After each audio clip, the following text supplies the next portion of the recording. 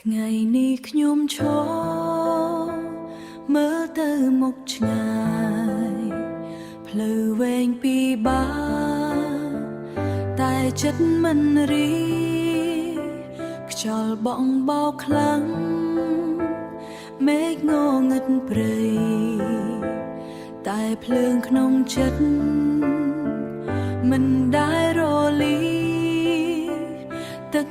ភ្នែកហូរតែបែកំពុងហៅឈ្មោះខ្ញុំជីវិតគឺជាកតស៊ូមិនអាចរត់គេចបានបើចង់ឃើញថ្ងៃភ្លឺត្រូវឆ្លងកាត់យប់ងងឹតសិនឈឺចាប់ប៉ុន្មានដងក៏មិនបោះបង់សង្ឃឹមព្រោះថ្ងៃស្អែកថ្មីកំពុងរងចាំខ្ញុំមានថ្ងៃធ្លាក់ចុងមានថ្ងៃខកចិត្តមានសំឡេងមនុស្ស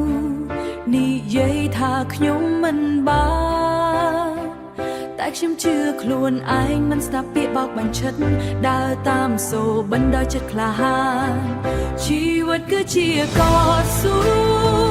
មិនអាចរត់គេចបានបើចង់ឃើញថ្ងៃភ្លឺត្រូវឆ្លងកាត់យប់ងងឹតសិនឈឺចាប់ប៉ុន្មានដងក៏មិនបោះបង់សង្ឃឹមព្រោះថ្ងៃស្អែកថ្មីកំពុងរងចាំខ្ញុំបើពិភពលោកមិនយកខ្ញុំនឹងពោលលោកមិនយកឯងខ្ញុំនឹងបន្តដើរតែម្នាក់ឯង